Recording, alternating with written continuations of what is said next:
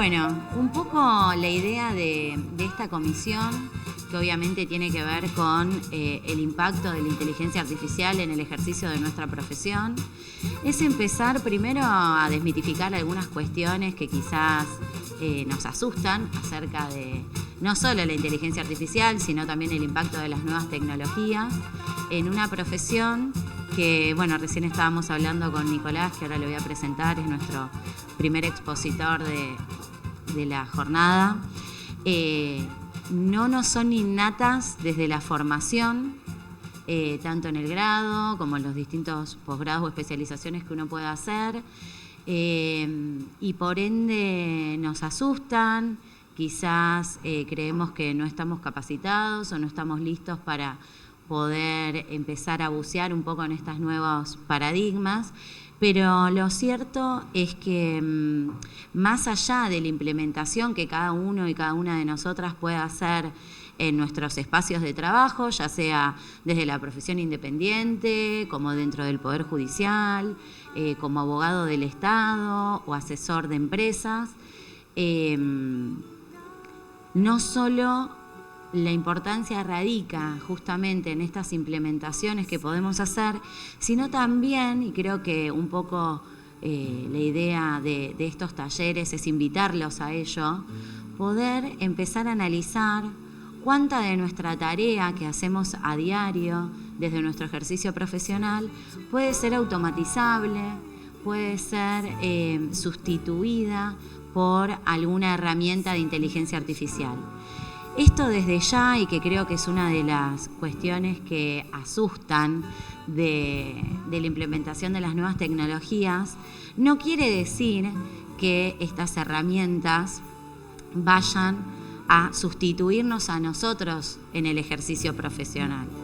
Eso desde ya hoy no es una realidad, no es algo que vaya a suceder, por lo menos hoy, porque esto está avanzando muy rápido y no lo sabemos, pero lo cierto es que la empatía necesaria a la hora de ejercer en cualquiera de los ámbitos donde podemos desempeñarnos, la discrecionalidad en determinadas decisiones, la fundamentación que uno puede hacer en las determinadas presentaciones o resoluciones judiciales, no se va a ver afectada por estas herramientas de inteligencia artificial. Pero sí nos van a dar la posibilidad de poder automatizar tareas que las hacemos de forma rutinaria, que claramente repercuten en el tiempo y en la eficiencia que podemos tener en el desempeño de nuestro ejercicio, y que claramente si las automatizamos y las sustituimos por distintas herramientas de IA, nos van a dar muchísimo más tiempo para poder desempeñarnos en distintas cuestiones donde no vamos a poder ser sustituidos, y eso es importante que lo sepan, porque creo que es uno de los mayores miedos que los profesionales tienen cuando hablamos del impacto de la inteligencia artificial. Nos parece importante, y por eso estos talleres y la diplomatura y toda la tarea del instituto que integra Nicolás, que ahora les vamos a comentar también, nos parece importante capacitarnos, tener estos ámbitos de discusión, porque creemos que justamente tenemos que suplir y poder generar estas habilidades que en principio no nos son innatas, pero que tampoco son tan complejas y que podemos ir adquiriendo sin ningún problema. Bueno, vamos a comenzar entonces con la primera exposición, que gira en torno a los desafíos y oportunidades de la inteligencia artificial en el ejercicio profesional. Hoy va a estar exponiendo en este panel Nicolás Grandi. Es abogado, licenciado en Comunicación Social, magíster en Derecho Penal, diplomado internacional en Ciberdelincuencia y Tecnologías Aplicadas a la Investigación por la Universidad Abad Oliba CEU de Barcelona, docente de la materia Derecho a la Comunicación y del Seminario de Libertad de Expresión, Periodismo e Inteligencia Artificial, de la Facultad de Periodismo y Comunicación Social de la Universidad Nacional de La Plata, investigador del Observatorio de Cibercrimen y Evidencia Digital en Investigaciones Criminales de OCEDIC, dependiente de la Universidad Austral, y disertante en diversos encuentros nacionales e internacionales sobre Derecho e Inteligencia Artificial, autor de numerosos artículos, entre otras cosas. Un poco también, como verán en la formación de Nicolás, que no solo es abogado, sino también es licenciado en Comunicación Social. Creo que también la inteligencia artificial nos interpela a poder trabajar de forma colaborativa y transversal, no solamente dentro de nuestra materia, sino también de forma interdisciplinar con distintas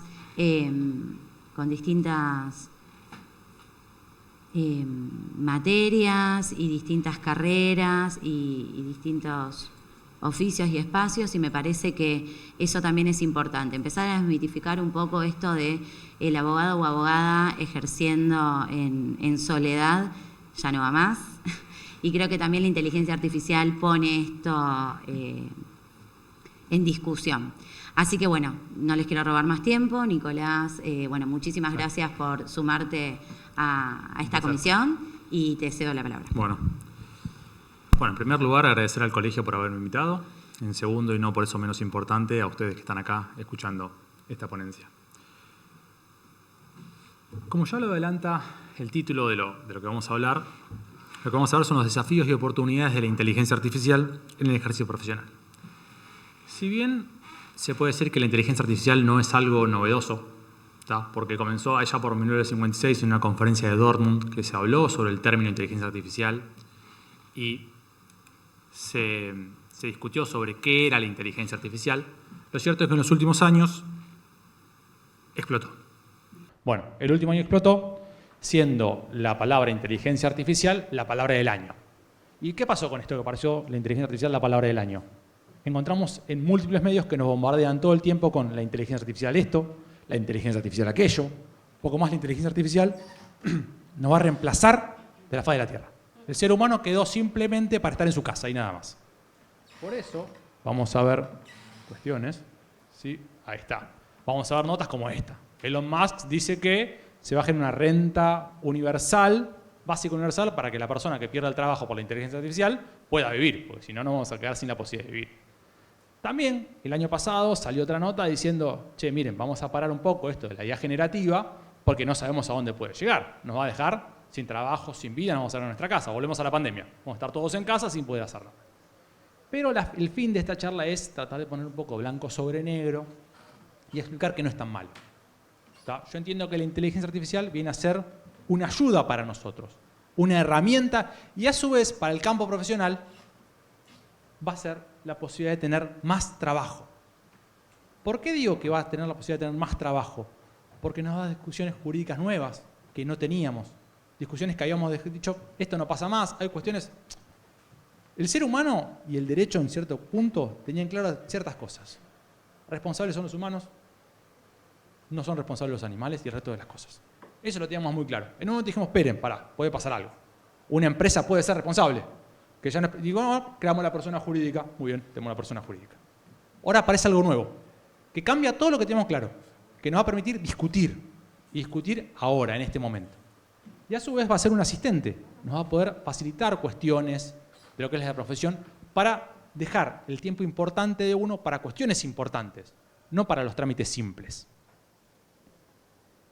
Si nos paramos desde el punto de vista de lo que son las nuevas posibilidades laborales, hay que entender algo. Que la IA es nueva, y es nueva en esta cuestión. Es un producto y a su vez es un servicio. Cumple ambas condiciones, y dependiendo en qué momento lo veamos, en qué es. Es un producto, por ejemplo, cuando tenemos una IA metida en un robot, cuando tenemos una IA metida dentro de un vehículo. Y es un servicio cuando te permite a uno dentro de la red aplicar una inteligencia artificial sin ser uno aquel que la genera, aquel que la crea. Pero tiene determinadas condiciones que la hacen más interesante todavía la inteligencia artificial. Por ejemplo, a ver, la IA está creada para interactuar. ¿Tá? La IA se crean para interactuar con otras IA o con las personas. Pero el accionar que puede tener esa IA es imprevisible. Porque no sabes cómo puede reaccionar. Y un ejemplo claro es Tai. ¿Qué es Tai? Tai fue un chatbot que creó Microsoft en 2017 para interactuar con personas dentro de Twitter, actualmente X. En menos de 24 horas, ese chatbot que tenía que hablar con la gente que interactuaba dijo que las feministas debían arder en el infierno. Dijo que Hitler tenía razón. Ella también odiaba a los judíos. Y dijo que el muro que iba a construir Estados Unidos con los mexicanos debían pagarlo y construirlo los mexicanos. ¿Qué pasó? En menos de 24 horas Microsoft lo cerró. Lo eliminó. ¿Por qué? Fue imprevisible lo que estaba pasando. Yo quiero crear un chatbot para que charle, para que hable, para ver cómo interactúa, qué piensa. ¿Qué pasó? La interacción no fue beneficiosa. Otra cuestión también fue 2017, año siguiente. Facebook crea 2 algoritmos para comerciar entre ellos. Y ellos comerciaban en un idioma que Facebook lograba entender, que sería el inglés. No dice qué idioma, pero hablaba de un idioma. En 15, 20 días se dieron cuenta que había un problema en esos 2 algoritmos. Estaban hablando mal, otro idioma, habían cambiado el lenguaje. Y no entendían qué pasaba. Lo que pasó fue que los algoritmos se dieron cuenta que hablar otro idioma era más rápido y más simple para ellos. Y podían comerciar más rápidamente entre uno y otro. Esa es la imprevisibilidad que tuvo que hacer Facebook, eliminar esos algoritmos. No supo por qué pasó y tuvo que eliminarlo. Entonces, una de las primeras cuestiones importantes es esta imprevisibilidad que tiene la IA cuando empieza a interactuar. Uno tiene una idea de qué puede pasar, pero como empieza a interactuar y empieza a aprender y a su vez actuar en consecuencia, no sabemos qué va a pasar. Y eso es una buena fuente de litigio para entender. Otra cuestión es la inmaterialidad. Todos los productos que tenemos son materiales. Y la IA, la esencia de una inteligencia artificial es su inmaterialidad. Es una novedad que tenemos. Recién tenemos un producto corpóreo cuando la IA se aplica en algo. Mientras tanto es un elemento incorpóreo, es inmaterial. Otra cuestión es la programación ética. Y decimos, che, pero la ética era una cuestión que se hablaba en la Grecia, se hablaba antes, ya cuestiones éticas nosotras teníamos totalmente saldadas. No, bueno, ahora tenemos cuestiones nuevas para ver. Y hay que diferenciar 2 cosas. Una cuestión es la ética del programador. La ética del sujeto que se pone a programar. ¿Con qué ética él está programando esa máquina? Y otra es, muy distinta, es la ética que va a tener la inteligencia artificial a la hora de interactuar con nosotros o a la hora de interactuar con otra inteligencia artificial. Esto implica que, y ha generado discusiones, y me contaron que ayer estuvieron hablando justamente sobre cuestiones de IA, es que diferentes organismos internacionales hayan sacado diferentes pautas éticas para que la IA siga. Por ejemplo, en 2019 fue la Unión Europea, el OCDE también, en 2022 fue la UNESCO. El año pasado, una Secretaría de Informática de Argentina sacó una guía para una ética de una IA fiable. Y en líneas generales, todos esos presupuestos éticos dan principios para que la IA continúe, como son que no debe interferir en los derechos humanos, que no debe interferir en las libertades individuales, que debe ser trazable y explicable. ¿Y por qué es la importancia de que sea trazable y explicable? Es para evitar lo que son las cajas negras. Es para que uno, cuando vea una acción llevada adelante por una IA, pueda entender por qué pasó. Porque si nos encontramos ante cajas negras, no sabemos cuál fue la resolución y por qué llegó a tomar esa determinada solución. Otra cuestión que también es divertida, es la categoría ontológica que le damos a la IA. ¿Alguno de ustedes usó ChatGPT ahora? ¿Conoce ChatGPT? ¿Usó ChatGPT? ¿Alguno que usó? ¿Alguna vez lo trató mal? ¿Uno le escribió mal? Uno siempre lo trata bien. ¿Por qué? Y esto viene de un estudio. En 2020, The Guardian, el diario The Guardian, sacó la primera nota de opinión hecha por ChatGPT. Ese momento era ChatGPT 2. Y la nota decía, el título era ¿Estás asustado humano? Esta nota la escribió una inteligencia artificial. Y desarrollaba que la inteligencia artificial venía a ayudar a los humanos, que no le interesaba, lo divertido era que no le interesaba afectar a la sociedad, porque la sociedad solo lo iba a hacer. Como que no era necesario que la IA lo hiciera. Y recibió como más de 500 comentarios. Y lo que llamaba la atención era que en todos los comentarios eran buenos. Qué buena nota, qué interesante, qué bien. Entonces se empezó a consultar a la gente de por qué había hecho esos comentarios positivos. Y dijo porque tenía miedo que hiciera la inteligencia artificial. A ella. Lo cual es para pensarlo, porque nosotros, justamente los seres humanos, cuando estamos en Twitter, todos veremos que en Twitter se discute bastante y se agrede bastante al otro. Es la red más agresiva de todas. Pero cuando hablamos de una IA, ya nos da miedo. Ya nos viene Skynet a la mente, Terminator, y decimos, no, mejor con esto no, porque no sabemos qué puede pasar. Es muy loco, porque lo vemos, es una categoría entre lo que son los seres humanos y el resto. No es una persona, sabemos que no es una persona, aunque, no sé si leyeron la noticia ayer o antes de ayer, que hay unos robots de IA para acompañar a los mayores. Pero bueno, no es una persona, pero tampoco es una cosa. Otra discusión, y que va a generar también, entiendo que va a generar trabajo, va a ser la multiplicidad de actores que intervienen en la fabricación de una inteligencia artificial. Y también la implementación en simultáneo de varios. ¿Por qué? Digo, vamos a suponer, y justo lo habíamos estado hablando con un colega hace un ratito, un vehículo autónomo el día de mañana que choca a otro. O choca y mata a una persona. Perfecto. Bueno, hay que lograr encontrar cuál es el nexo causal. Cuál es el problema que generó ese accidente. Cuando, por ejemplo, puede haber sido un error de radar. Puede haber sido un seteo mal hecho de un programador. Puede ser que el programador empezó a programar y programó con un código heredado, es decir, él empezó a programar sobre algo ya programado y no verificó el error que podía acontecer. Entonces, ¿quién tiene la responsabilidad respecto a eso? ¿Es la IA? ¿Es el programador? ¿Es la empresa? ¿Es el que interactuó con la máquina y le dio una indicación errónea?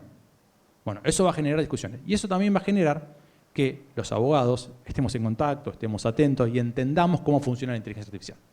Tener un programador, un amigo que sepa, alguien que me logre comprender y explicar qué es lo que está pasando ahí en el fondo. Porque nosotros, como profesionales, esos temas no los conocemos. Pero esos temas nos van a abrir la cabeza para saber qué plantear, cómo plantear. Y como decía que es un campo novedoso, y hablé de que teníamos las personas humanas, las personas jurídicas, se discute actualmente si no va a haber una persona electrónica. Y vos decimos, pero es re loco una persona electrónica. ¿Y a quién se le ocurre? Bueno, el derecho justifica muchas cosas. El derecho justificó que las mujeres no votaran, el derecho justificó que las personas afroamericanas no tuvieran derechos, no fueran personas. O sea, vamos a ser sinceros que el derecho puede justificar lo que tenga ganas de justificar si es necesario. Si entendemos que la existencia de una persona electrónica va a servir y va a ser útil para la sociedad, es probable que lo hagamos. Y un poco en esa línea, que es algo que yo siempre pienso, como todo en la vida, ¿no? Pero a veces le pedimos o le exigimos más a la IA que a las personas humanas.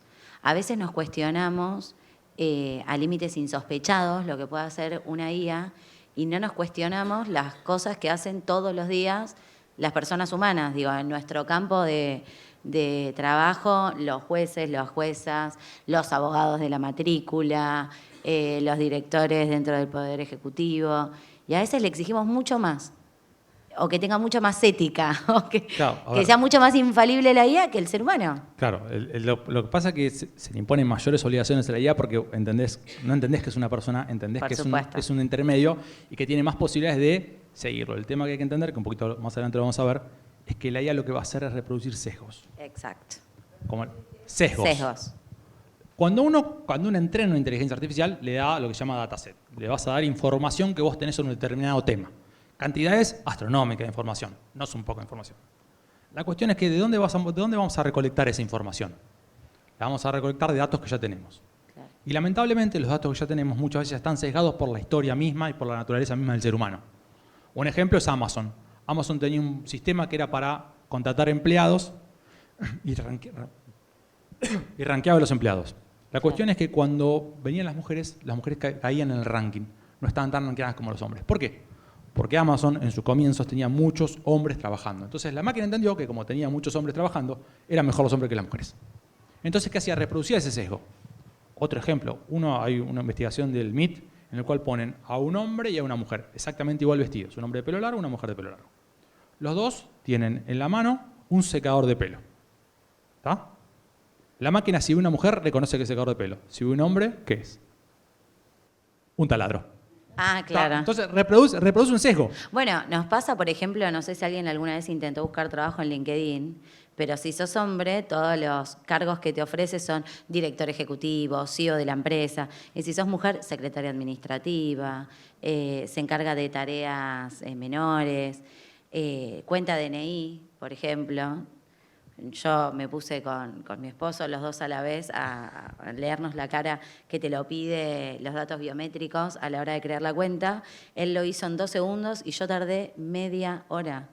Porque claramente los rasgos típicos que se toman son de hombres mayores de 50 años, blancos. Si ustedes quieren jugar con esas cosas, hay una página que se llama How Normal I Am, cuán normal soy, que lo que te hace es escanearte el rostro y te pone una puntuación. Te tira el rango etario, claro, edad, salud.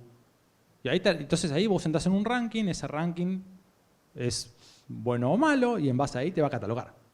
Es lo mismo que pasa con Tinder, rankea a las personas, te puntúa y en base a eso te va a mostrar solamente personas de ese rango que a vos te pueda gustar. Totalmente. O sea, sería imposible que un punto 5 se vea con un punto 10. Nunca en la vida. ¿Está? Bueno, cuestión... Te mata. Es así, es así. Es la segmentación. Totalmente. Cuestiones a discutir, por ejemplo, la moderación de contenidos. Hoy por hoy todos tenemos redes sociales, todos subimos contenido.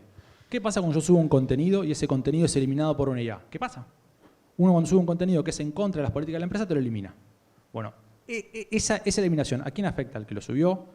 Aceptar los términos y condiciones implica que estás aceptando esa censura. ¿Eso es censura? ¿No es censura? Totalmente. ¿Corresponde? ¿No corresponde? ¿Qué pasa cuando un menor viola la política de términos y condiciones de la empresa y una IA se da cuenta y lo elimina? ¿O cuando no se da cuenta? Bueno, esas son discusiones que nosotros vamos a tener más adelante.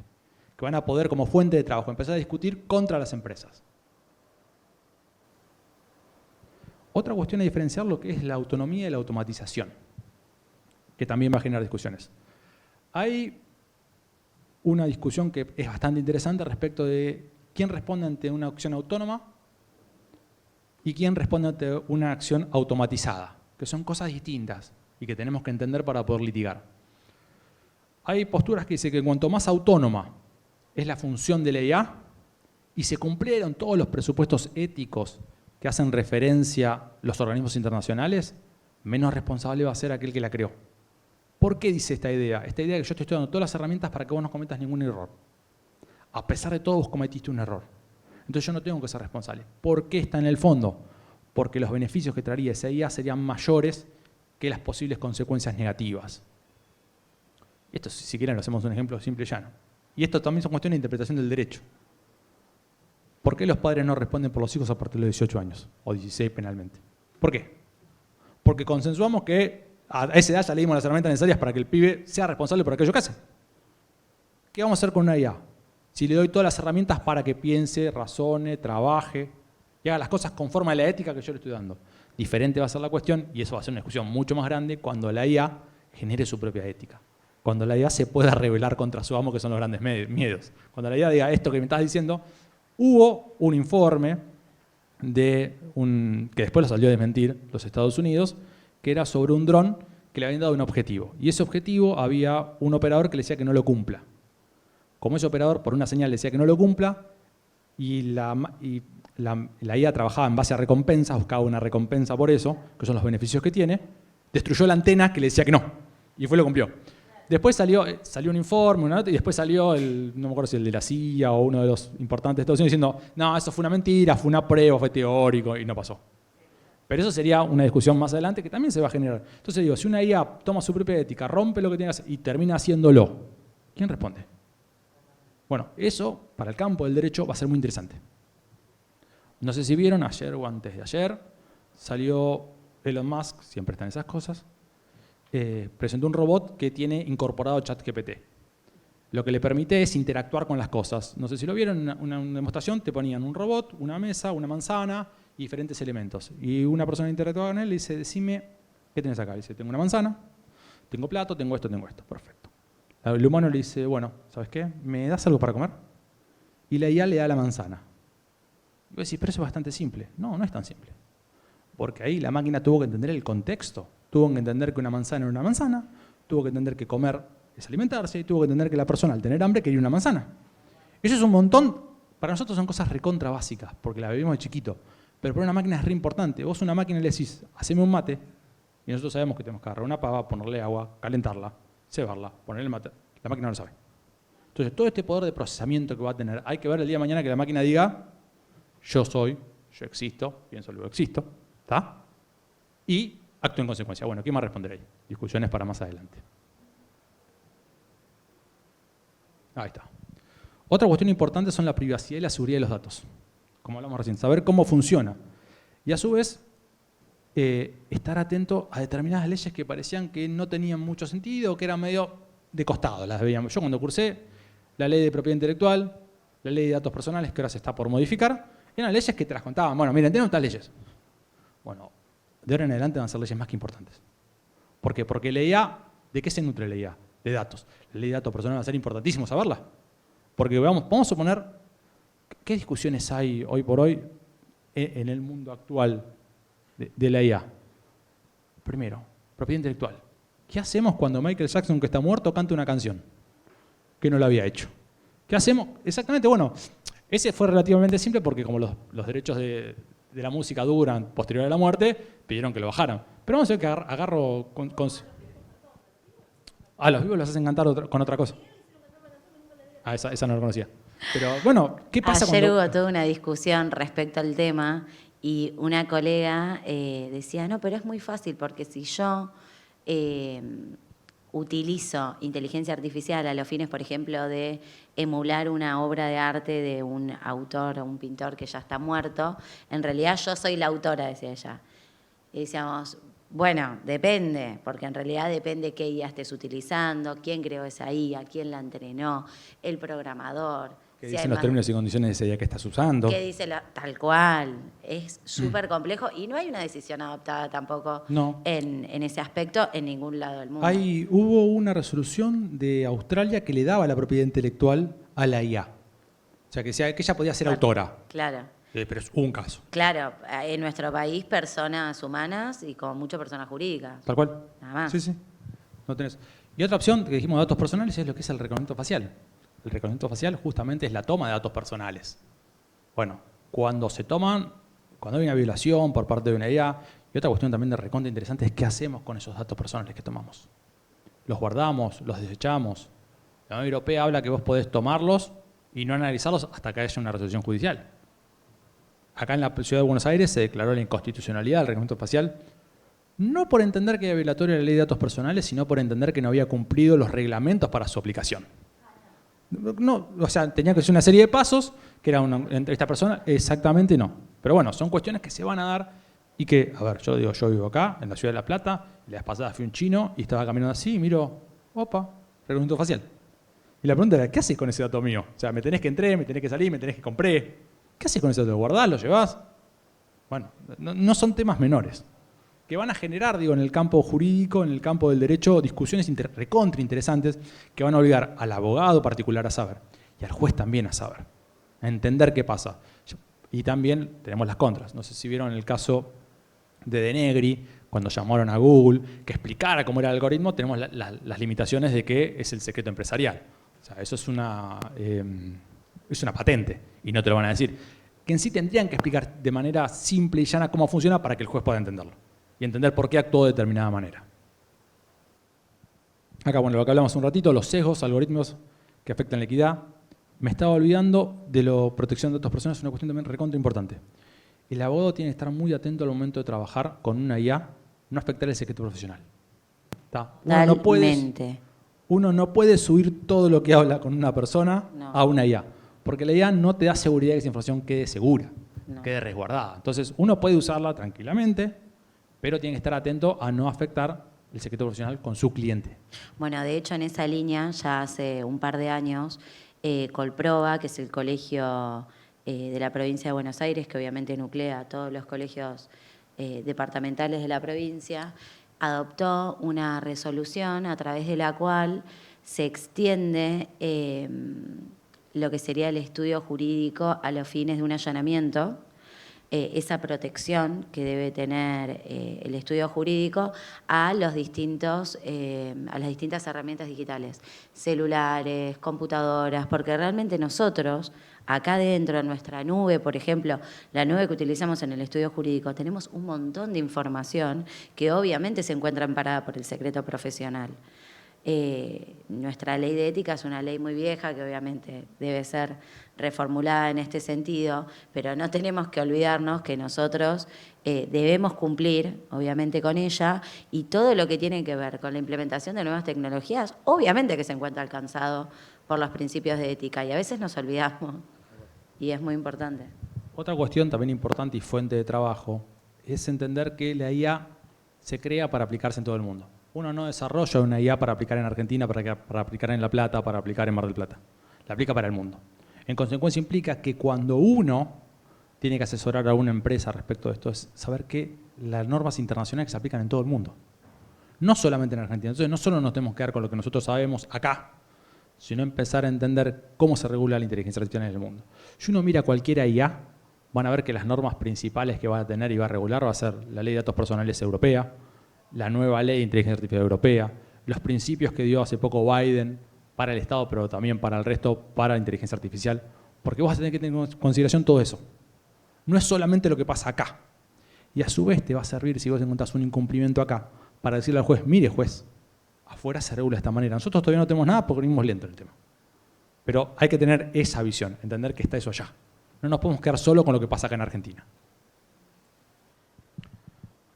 Esta cuestión, IA versus derecho. La inteligencia artificial vino a romper parámetros, ya algo lo estuve diciendo. Hay que empezar a discutir temas de capacidades, a discutir temas de contratos, a discutir temas de comprensión. Son todas cosas que el abogado va a tener que empezar a discutir. Si realmente se cumple o no se cumple. Si el consentimiento, si en el consentimiento no tuve una idea que me guió y me engañó. El perfilamiento algorítmico me estuvo guiando. La verdad que yo llegué engañado. No tuve el consentimiento pleno en este momento. A mí me causa gracia porque, viste, cuando estábamos en pandemia, que nadie se quería bajar determinadas aplicaciones porque decía, no, porque le estás entregando todos tus datos. Y yo digo, si uno supiera todas las veces que hace clic y consciente de tantas cosas, pero lo hace solamente para avanzar, porque si no, no podés avanzar. Y uno todo el tiempo está haciendo clic, I agree. Sí. El teléfono te escucha. Ahí hay una gran discusión si te escucho o no. Y yo la vez pasada lo hablaba con un ingeniero de sistemas que trabaja en IA en Estados Unidos. Y me dice, la verdad, yo no sé si te escucho o no te escucho. Yo lo que sí te puedo decir es que hay miles de maneras de triangular información y saber lo que está pasando sin escucharte. Entonces me dice, pero me dice, y me puso este ejemplo, me dice, vos vas a un hotel, ¿no? En ese hotel vas y te registrás y no pones tu mail, pero pones tu teléfono. Y vas a otro hotel y pones tu mail y tu teléfono. Entonces, en base a eso, yo sé dónde estuviste y qué días estuviste. Digo, y otra cuestión es, si yo sé, por ejemplo, qué está mirando el que está al lado tuyo, por el rango de dirección, por ubicación, sé probablemente. Entonces, nosotros estamos buscando un viaje a Cancún. Yo me estoy buscando un viaje a Cancún. A ella le va a aparecer la oferta también. Sí, tal cual. Porque saben que estamos al lado, que probablemente cuando salgamos de acá, un montón de cosas de lo que estamos viendo todos nos van a aparecer el resto. Es así. El algoritmo. Tal cual. Es terrible cómo el perfilamiento te va generando, cómo esa burbuja informativa te va a dar que vos solamente vas a ver aquello que te gusta. Sí. ¿Sí? ¿Cuál? ¿De qué? De buscar.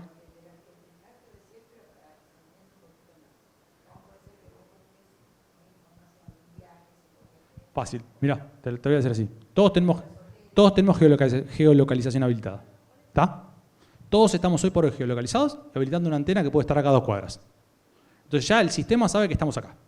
Primer punto. Después sabe que vos estás buscando algo. Toda la gente que está en un radio de menos de 1 cuadra va a saber que estamos buscando eso. Tal cual. Claro. Fíjense una cosa. Hace un par de años, todos cuando entramos a algo... No, pero te lo voy a hacer más simple. Antes que...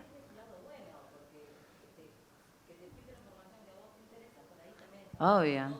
No todo es malo. El tema es entenderlo.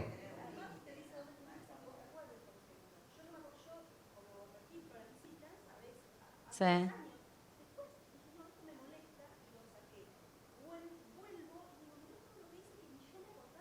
Claro. Pero es que es así. Fíjense que hace un par de años todo lo que hacemos en la red nos obliga a loguearnos. Sí. Nada es sin logueo. Todo es loguearte. ¿Para qué te loguea? Para que sepa quién sos y sepa qué haces. Y si vos sabés quién sos, si yo sé que soy grande Nicolás 02@gmail y me conecto acá, voy a estar acá, si me conecto allá voy a estar allá, entra a tal página, tal otra, en tal lugar, y a su vez cada máquina tiene un IP, por eso es mucha información. ¿Por qué explotó la inteligencia artificial hace 2 años? ¿Por qué explotó? La inteligencia artificial está hace rato, se está discutiendo, está avanzando. Lo que pasa es que hace 2, 3 años, explotó la cantidad de información. Estamos todo el tiempo generando información y la IA se nutre de esa información. ¿Por qué la IA no sirvió en la pandemia? Vieron que la IA casi no sirvió en la pandemia. La pandemia no fue útil la IA. ¿Por qué? No, porque no tenía pandemias anteriores. No tenía datos de pandemias anteriores. Ahora, fue su primer pandemia. Cuando tengamos una pandemia, va a ser más fácil, porque ya va a tener los parámetros. Ese es el tema. La IA lo que te hace es agarrar información que tiene y perfila el futuro. Dice, bueno, con esta información puede pasar esto. Pero necesita tener eso atrás. Cuanto más información tiene atrás, mejor va a ser el resultado. Pero necesita tener la información. Si no, no sirve. A ver, ahí está. Bueno, Y ahora pasamos a la parte que nos va a ayudar a nosotros. ¿En qué puede ayudar una IA a un abogado? Acá, en revisión y análisis de documentos legales. Nos va a permitir encontrar errores en cláusulas, nos va a permitir programar un contrato más fácil, más rápido, leer extensos documentos que a veces nos cuesta, decir, bueno, por ahí a mí me pasa, yo trabajo en el Poder Judicial, yo escribo sentencias y a veces tengo sentencias de 140 páginas. ¿Y qué me pasa? Ya la leí una vez, la tercera vez por ahí ya no leí igual que leí antes. Ya pasé de largo cosas porque vengo de la lectura. En cambio, una IA siempre la lee de nuevo. Entonces tenemos la posibilidad de encontrar errores que no teníamos y evitarnos cuestiones. Esto es re importante. Predicción de resultados de litigios. Es decir, yo puedo decir, me viene un cliente, me plantea un caso, yo se lo explico a la inteligencia artificial, y si tiene una buena base de datos de jurisdicción, de jurisprudencia de los tribunales, nos va a poder decir qué va a pasar, las probabilidades de. Eso nos va a generar a nosotros, primero, reducir recursos, y segundo, saber dónde atacar, dónde es el planteo que tengo que hacer. Esto que digo, por ejemplo, ya se aplicó en Francia. Hubo una IA que te decía los posibles resultados de un litigio en diferentes tribunales. Pero la justicia de Francia pidió que no se aplique más. Cuestión que entiendo contradictoria porque lo que hacen sí es beneficiar los esfuerzos del abogado en saber qué plantear y qué no. Por ejemplo, yo en mi cámara me planteas la inconstitucionalidad de reincidencia y te vamos a decir que no porque ya todos los jueces dijeron que no. Entonces no tiene mucho sentido plantearlo. Puedes plantearlo, se puede plantear, puedes plantear nuevo argumento, puedes plantear nuevo argumento, pero lo cierto es que esa cuestión ya está zanjada. Otra es un asistente en el estudio. Puedes tener una máquina que interactúe con el cliente, que te organice la agenda, que te acomode las audiencias, que te pueda avisar los plazos de vencimiento, que son cuestiones totalmente rutinarias y aburridas que uno tiene que hacer cada vez que trabaja y una IA lo puede hacer directamente por vos. Otra es el análisis de riesgo y comportamiento normativo. Perdón, ayer justamente en todo lo que tiene que ver con el legal management y la gestión dentro del estudio jurídico, por ejemplo, hablábamos de la posibilidad de utilizar una herramienta como Trello, que justamente tiene por objetivo poder gestionar las distintas causas, los distintos plazos, obviamente linkea con un almanaque, entonces podemos generar alertas como para que nos avise con el tiempo de anticipación que nosotros estimemos conveniente, por ejemplo, cuando tenemos una audiencia, cuando nos vence un plazo.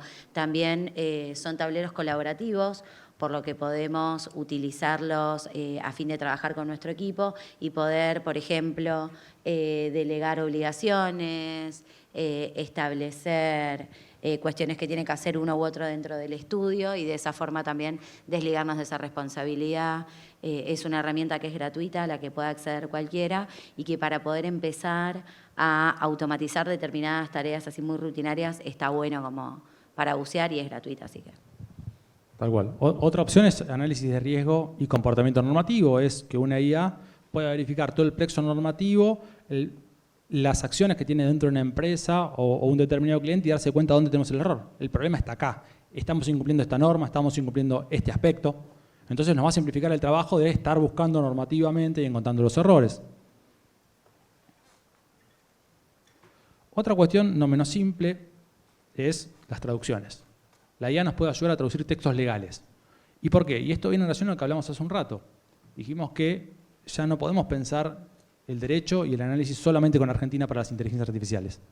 Hay que pensar a plano internacional, hay que leer la legislación internacional para entenderla.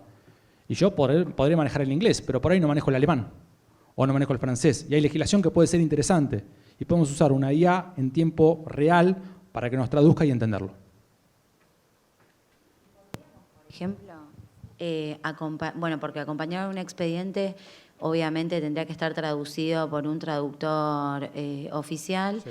Pero si hacemos alguna especie, por ejemplo, de explicación, de trazabilidad de cómo la IA llegó a esa traducción, podría tranquilamente acompañarse y sería hasta muchísimo menos costoso. Tal cual.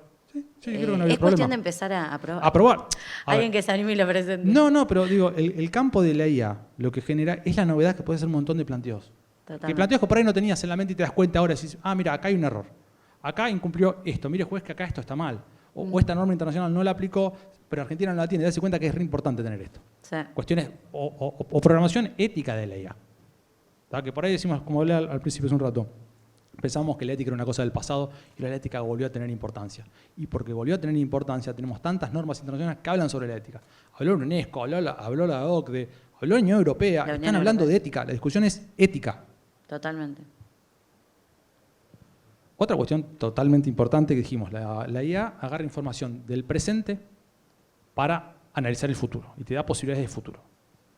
Bueno, la IA, si tuviéramos una buena base informativa, nos podría adelantar posibles modificaciones normativas. Nos podría decir, miren que el mundo va para este lado, miren que los legisladores están pensando esto, miren que dijeron tal cosa y tenganla en consideración. Entonces nos va a permitir a nosotros, como abogados y también dentro del Poder Judicial, estar un paso adelante, poder entender qué es lo que va a pasar y poder actuar en consecuencia o poder plantear los problemas antes. Otra cuestión también recontra importante es el análisis de la prueba. Si uno tiene un expediente totalmente muy grande, con muchos documentos, la IA lo que puede hacer es ordenártelos, acomodártelos, decirte qué prueba puede ser relevante. Lo que tienen que tener en consideración que la IA no es magia.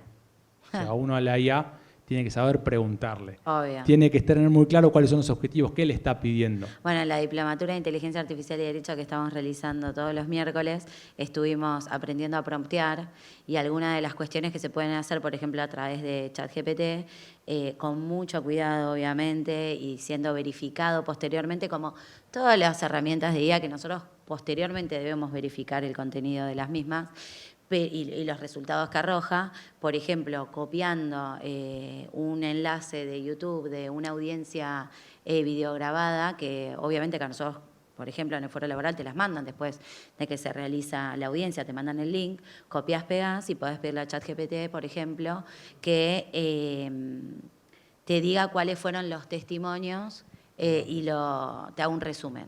Digo, y eso te ahorra un montón de tiempo, porque uno cuando se sienta en el estudio o en casa a analizar lo que dijo tu cliente o la contraria, eso lleva muchísimo tiempo.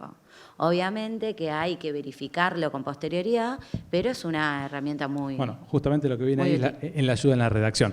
Va para ese lado, exactamente. Pero ¿qué es la idea? Es la IA, si bien es lo que menos nos puede ayudar en la redacción, nos puede ayudar mucho más en otras cosas, también nos ayuda en la redacción. Nos puede ayudar a simplificar los tiempos. Como digo yo, le pido al chat GPT, mira, desgrabame esta audiencia.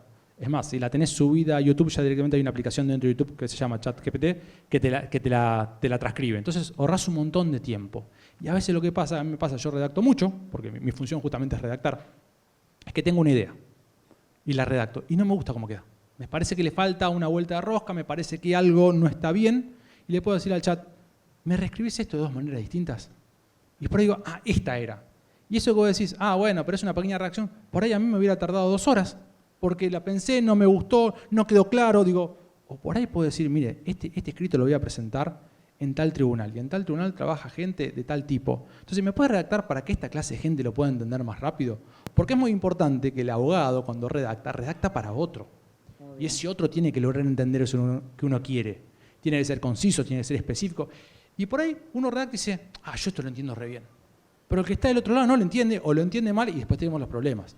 Entonces por ahí una redacción más simple, sin tanta vuelta y que la máquina nos ayude a que eso sea comprensible. Bueno, un poco tanto para mí como para otros. Hoy lo hablábamos antes de empezar nosotros y decíamos, también tenemos que generar otras habilidades y tenemos que aprender a redactar otra vez, porque realmente los resultados que arroja la IA son mucho más claros, son mucho más sencillos, son mucho más simples. Nosotros estamos más acostumbrados, obviamente, que uno quiere conmover y que a través de la empatía va a poder conmover de otra manera, pero bueno, está bueno como para empezar y después de última sumarle. Totalmente. A mí me pasó que cuando empecé a trabajar con inteligencia artificial, al principio le subía recursos para ver qué me decía y la respuesta era lo más importante del recurso, admisibilidad del recurso. ¿Qué es un recurso de casación? Bueno, eso. Pero claro, son los datos que le... Pero claro, los abogados te escribían 7 páginas de porque es admisible, porque es un recurso de casación. Exacto. Cuando lo fundamental era una discusión respecto de la prueba o del tipo penal. Ahora fue mejorando y ya va detectando mejor qué es lo importante o lo no importante. Pero bueno, es una herramienta, me parece, más que útil que podemos usar ahora. Tal cual. En síntesis, y acá la cuestión de conclusión. Entiendo que la IA no es un enemigo, no es un enemigo a combatir. Es una fuente de trabajo muy importante para encontrar las nuevas discusiones jurídicas que se van a dar los nuevos litigios que podemos llegar a tener, nuevos conceptos jurídicos a discutir. Para mí la idea esta de la persona electrónica es recontra importante, es una discusión que para mí se tiene que dar, porque si nosotros recaemos todas las responsabilidades respecto de las empresas que las generan, no se van a generar. Porque va a ser demasiado. Vamos a suponer que decimos, bueno, los vehículos autónomos, cualquier accidente de un vehículo autónomo nivel 5 que se maneja solo, va a responder Elon Musk. Sí, está bien, tiene mucha plata Elon Musk. ¿Pero va a querer responder por todo eso? No. La verdad que va a decir, no me conviene, no es beneficioso y es un negocio. No hay que olvidar que la IA es un negocio. Obvio. Entonces, si por ahí buscamos otras formas, decimos, bueno, hay responsabilidades limitadas, podemos entender que es, por ejemplo, un accidente de un vehículo autónomo nivel 5, es un riesgo jurídicamente permitido porque reduciría los accidentes en un 90%, que dicen que el 90% son accidentes por culpa de cuestiones humanas. Me parece que sería entendible. Después también hay que saber usarla, aprender, entender cómo funciona para poder después lograr litigar. Y me gustaría cerrar con una frase que es bastante interesante, que la acomodé un poquito para esta charla, es que la IA no te dejará sin empleo, sino que el que te dejará sin empleo será una persona que sepa usar inteligencia artificial y no será culpa de la inteligencia artificial, sino de uno que no supo adaptarse. Gracias.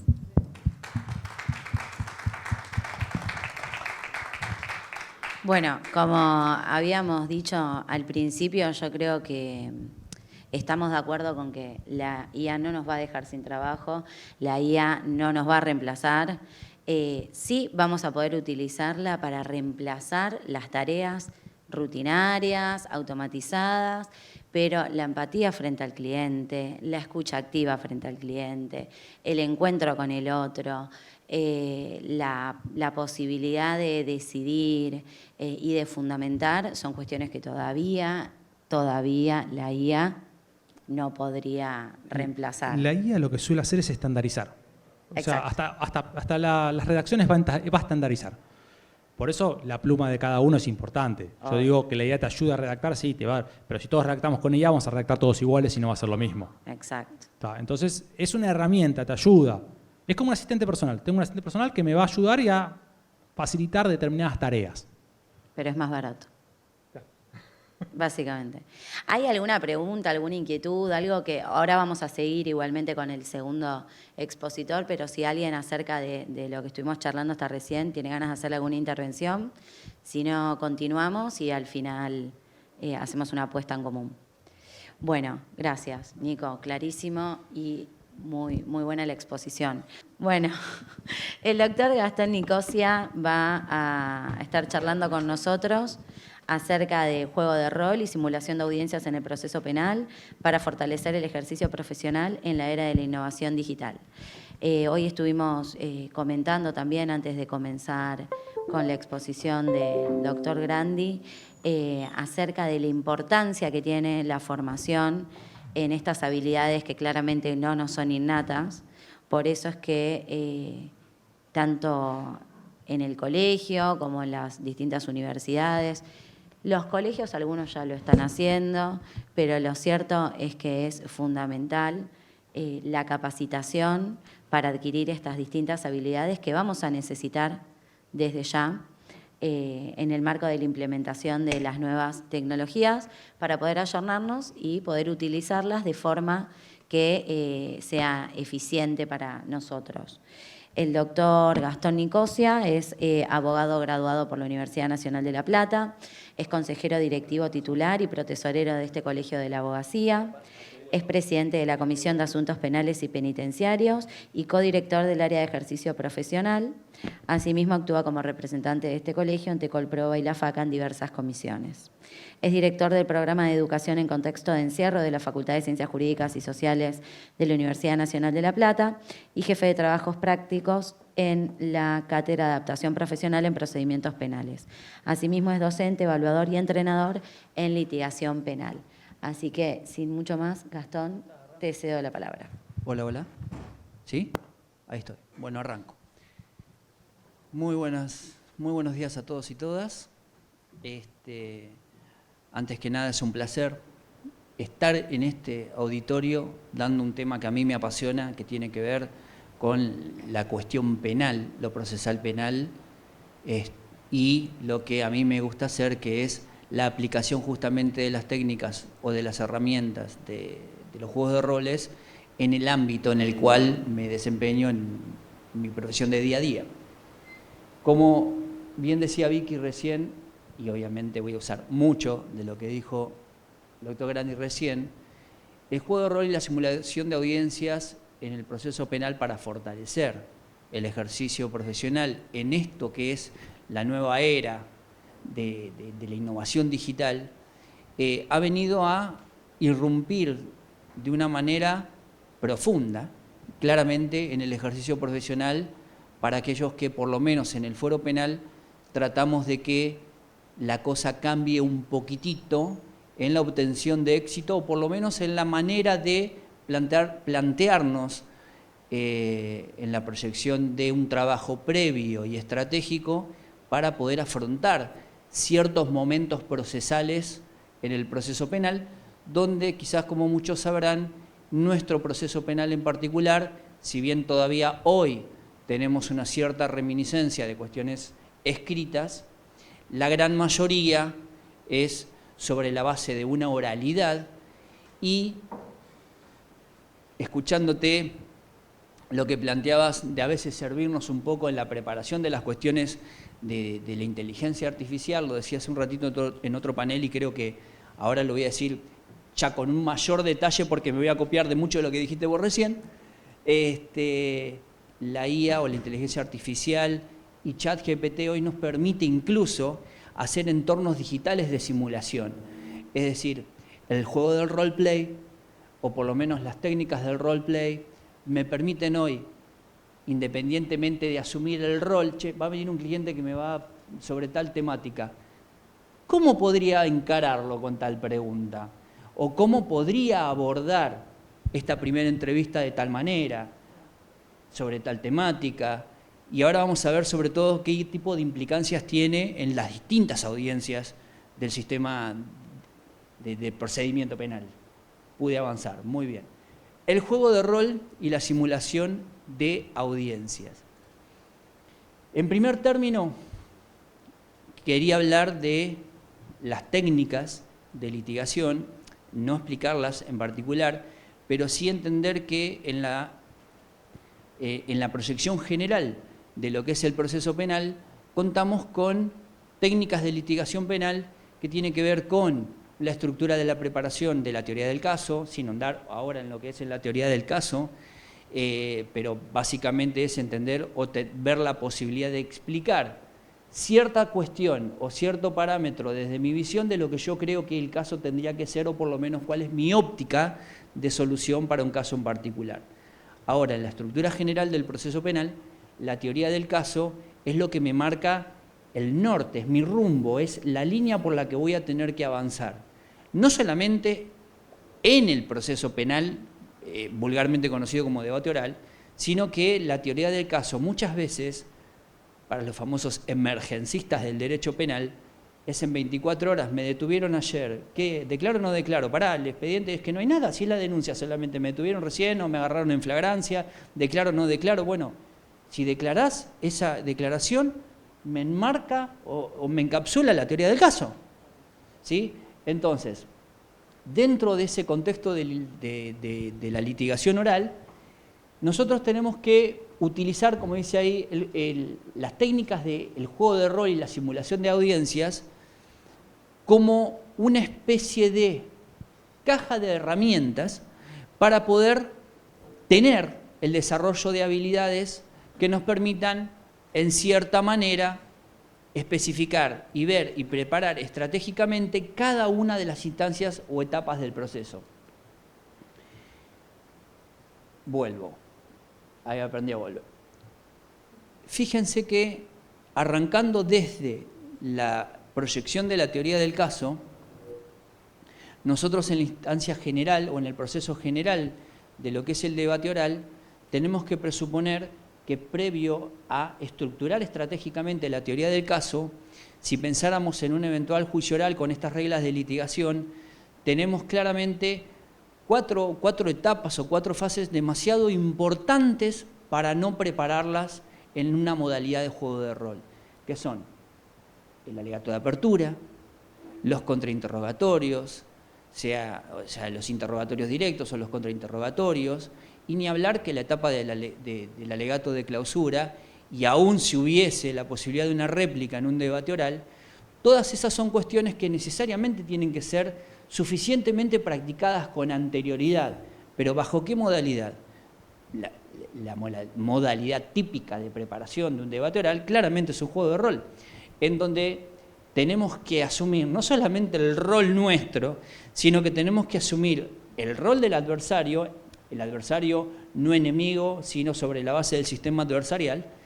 En particular, a su vez, muchas veces hasta tenemos que asumir el rol de determinado juez por determinado tribunal, por su óptica, por su visión, por su inclinación, hacia dónde ir, hacia dónde no ir, qué tipo de pensamiento tiene con respecto de determinada temática. Entonces, todas esas proyecciones practicadas con una técnica de juego de rol, y vale aclarar, esto de la técnica de juego de rol es sobre la base de, lo digo siempre, una herramienta pedagógica sobre la base de la creación ficticia de un escenario seguro. Dicho en pocas palabras, tratar de trabajar estratégicamente previo a la realización de determinado acto en una zona de confort, es decir, donde yo pueda hacer una práctica de ensayo y error previo a poder desarrollarlo en el vivo y en el directo. Che, si me confundo cuando pregunto esto, a ver cómo suena si le llego a preguntar esto, es decir, en la preparación del cliente, en la preparación del testigo, en la preparación en la movilidad en el lugar, en el escenario. Todas estas cuestiones tienen que ver con técnicas de simulación. Acá tengo al doctor Felipe y hablar de selección de jurado delante del doctor Granillo Fernández es como que me va a dar un poquitito de escalofrío, pero espero que sepa entender si digo algo que no es tan correcto. Me va a retar seguro. Miembro de la Asociación de Juicio por Jurados, claramente, me va a controlar muy de cerca esto. El juego de rol y la simulación de audiencias en la selección de juicio por jurados o voir dire para un juicio oral penal, las herramientas o técnicas de roleplay o de simulación de audiencias, creo yo en particular que así como dije que es tan importante preparar una teoría del caso para un debate oral, si yo lo que tengo que hacer es la conformación de un jurado que medianamente se apoye en lo que es mi teoría del caso, donde yo tengo que establecer ciertos tipos de preguntas para lograr en la teoría utópica de un jurado objetivo e imparcial, pero desde la postura estratégica y técnica, un jurado que beneficie o apoye mi teoría del caso, claramente la preparación previa y el ensayo y con ayuda de la inteligencia artificial, la posibilidad de proyectar y prever qué tipo de preguntas selectivas de jurado puedo llegar a hacer hoy, en esta era de la innovación digital, claramente el apoyo de este tipo de tecnologías. Por ahí siempre nos quedamos con lo básico y lo conocido que es ChatGPT. Decía hoy, me estoy amigando un poquitito con Copilot, o me estoy amigando también un poquitito con lo que era BART, que ahora es Gemini, y me parece que las 4 o las 3, sobre la base de la IA generativa, hago lo que decías vos recién, de quizás preguntarle 2 maneras distintas a la misma IA. Yo lo hago al revés, le pregunto lo mismo a las 3 y en IA generativa me dan 3 opciones distintas. Es decir, tengo un testigo con este perfil, ¿qué preguntas les harías? Le pregunto a ChatGPT, le pregunto a Copilot y le pregunto a Gemini y realmente me tira distintas posibilidades sobre la base del mismo perfil. Uno junta y dentro de todo empieza a practicar, y esto es lo que viene con la técnica de la teatralización, si se quiere, de cómo me respondería ese eventual jurado en este caso, o ese eventual testigo, o ese eventual imputado. Bueno, que no es ni más ni menos que lo que uno hace cuando, por ejemplo, estás estudiando en la facultad y la doctrina está dividida. Digo, llevándolo un poco a lo más terrenal que siempre decimos, le pedimos más a la IA que a los seres humanos. En realidad uno, durante toda su carrera, tiene distintas soluciones posibles. Podés adoptar una plenamente o podés hacer como una melange, como vos acabas de decir, entre las 3 IAs. Pero además... Las 3 respuestas. Pero además, y esto cuando estaba tratando de poder contar un poquitito cómo hacerlo en esto del voir dire, la técnica del juego de rol y en la preparación de las preguntas que uno podría llegar a hacer para hacer la selección del mejor jurado posible para que apoye mi teoría del caso, estaba pensando, bueno, pero ¿cómo explico qué es el voir dire para aquellos que quizás, si bien saben que existe esta audiencia de selección de testigos previos, a dónde se dirige, qué es lo que tengo que practicar, qué es lo que tengo que ensayar? Si el voir dire es un término legal francés que se utiliza refiriéndose al proceso de selección de jurados. Durante el voir dire nosotros, las partes que vamos a intervenir en el jurado, lo que vamos a tratar de hacer es hacer preguntas. Entonces, si realmente primero no las consigo, y hoy en apoyo de inteligencia artificial tengo muchísima posibilidad más de generar material para poder realizar ciertas preguntas estableciendo un prompt que me pueda establecer cierto perfil necesario de un jurado para un caso en concreto, para una temática en concreto. Esto claramente nos va a llevar al fracaso si nosotros eso no lo practicamos previamente. Y esto de la práctica previa o el ensayo de rol, el ensayo es sobre lo que se basa lo fundamental de la técnica del juicio de rol. Ahora, esto que decía de lo que estamos buscando, de la objetividad del jurado, por lo menos en definitiva, qué es lo que nosotros queremos del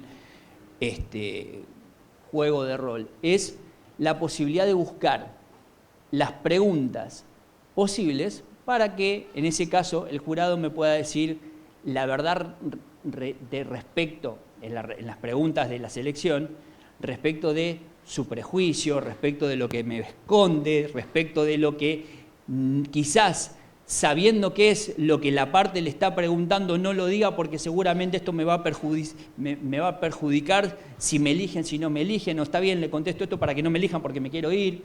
Sí. La simulación de audiencias para el voir dire tiene necesariamente que tener también una preparación en técnicas y habilidades. Esas técnicas y habilidades sobre la base del juego de rol tienen que ver con adquirir a través del desarrollo, de la capacitación, a través de la búsqueda de información y aún en el apoyo de las nuevas inteligencias artificiales, las habilidades para poder seleccionarlo, por ejemplo, sobre la base de la formulación de preguntas eficaces.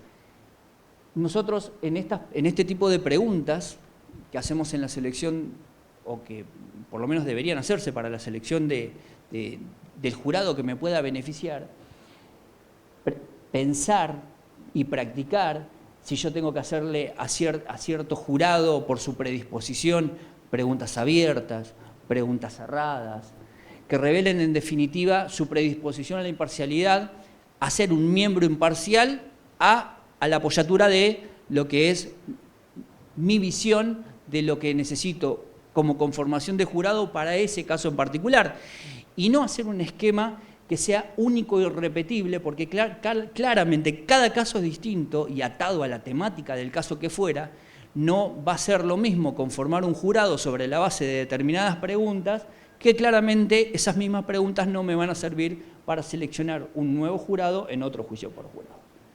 Ahora, otra de la temática de la práctica y la expectativa en el juego de rol tiene que ver también no solamente con pensar la pregunta, sino también con adelantarse a la eventual respuesta. Porque sobre la práctica de esta base estratégica del juego de rol, es decir, no solamente me pongo en mi rol cómo preguntaría y ensayar a ver cómo preguntaría, tengo que estar del otro lado presuponiendo y adelantándome a cómo me respondería el eventual jurado sobre la pregunta que le estoy haciendo y sobre todo sobre la base de saber yo y entender cuál es el tema, la temática, el delito o el conflicto que se va a plantear en el debate oral. Es decir, claramente también el tipo de respuesta que me dé ese jurado puede modificar incluso la próxima pregunta que yo le vaya a hacer. El manejo de desafíos por la causa, es decir, practicar el arte de presentar desafíos por causa de manera efectiva para eliminar posibles jurados que muestren parcialidad o prejuicios evidentes. Esto claramente, si no se practica previo a a la realización de ese tipo de audiencia, es muy difícil no darse la idea de lo que me está escondiendo esa persona, ¿sí? Es decir, si yo tengo la posibilidad de hacerle una pregunta para ver si ese jurado me va a servir o no me va a servir, y me descanso, vulgarmente dicho, en la respuesta que me da, necesito presuponer que incluso me puede estar mintiendo u ocultando cierta información propia del testigo que puede influir negativamente, claro está, en mi postura. También, y esto mucho con lo que decía recién con apoyatura en la inteligencia artificial, o por lo menos estoy intentando ver si lo puedo hacer a través de... Para esto recomiendo Gemini. ChatGPT, no sé por qué... Claro. Gemini es más analítica. Exacto. Y ChatGPT es más redacción. Exacto. Me ha pasado esto, lo he querido hacer con el perfil no de jurado, sino aplicado a perfil de testigo. Sí. Me ha pasado que ChatGPT es más estructurado y me dice el perfil de testigo es así, y en cambio Gemini me dice, bueno, mira, de acuerdo a estos 3, 4 signos de perfil de la persona, podrías preguntarle tal cosa. Pero si te pregunta tal cosa, podrías preguntarle tal otra. Lo que tiene de bueno también la inteligencia artificial es que, si se dieron cuenta en los últimos años, cada vez está todo más segmentado. Porque la IA nos ha seguido segmentando nosotros mismos ciertos contenidos, ciertos valores, ciertas cosas. Entonces, cuando uno le pone en una IA, tengo una persona de 20 a 30 años que vive en La Plata, que es de tal partido o de tal club de fútbol, vas a ver en bastante contundencia qué es lo que piensa. Porque estamos segmentados. Lamentablemente, todos nos segmentamos. Nos damos cuenta, estamos segmentados. Entonces, por eso es muy útil, porque te va a dar una predicción bastante precisa de cómo es la persona, qué pensamiento tiene, y para conformar un jurado es más que importante. Pero es elemental. Eso, perdón, va de la mano con lo que hablábamos hoy acerca de toda la información que cada uno de nosotros está todo el tiempo buscando, y el algoritmo cómo se va moviendo, toda esa información hace que también se pueda segmentar como se segmenta. Yo escuchaba hace un par de días Pergolini, si algo sabe de fragmentación de público es Pergolini, porque justamente se especializó en eso. Y decía que ahora vos vas a buscar a un público, a una persona y unos intereses, de acuerdo al rango etario. O sea, dice, vos ya no gritás, vos susurrás, vos le hablás a quien le querés hablar. Y sabés muy bien qué persona va a consumir tal producto o va a consumir tal producto porque tiene tal pensamiento. Entonces, cuando vas a conformar un jurado, si tenés esa herramienta para saber de antemano quién te va a estar a favor y quién en contra, es más que importante. Es elemental. Por eso, y tomando esto, justamente esta conclusión, yo me preguntaba, entonces, ¿cuáles son los beneficios de la simulación de ese tipo de audiencia? Y tiene que ver justamente con la posibilidad de permitirnos y perfeccionar las habilidades, esto del entorno seguro, del entorno de ensayo, del entorno de práctica, para, previo a presentarnos realmente la pregunta y la respuesta, obviamente buscada, no tenga que ver con aquello que yo no preparé, no estudié como contingencia. Porque claramente lo que nos puede llegar a ocurrir en una situación como esa es que se me caiga como efecto dominó todo lo que tenía preparado para poder realmente ver qué tipo de perjuicio me puede causar que esa persona esté parada en el debate que yo estoy llevando.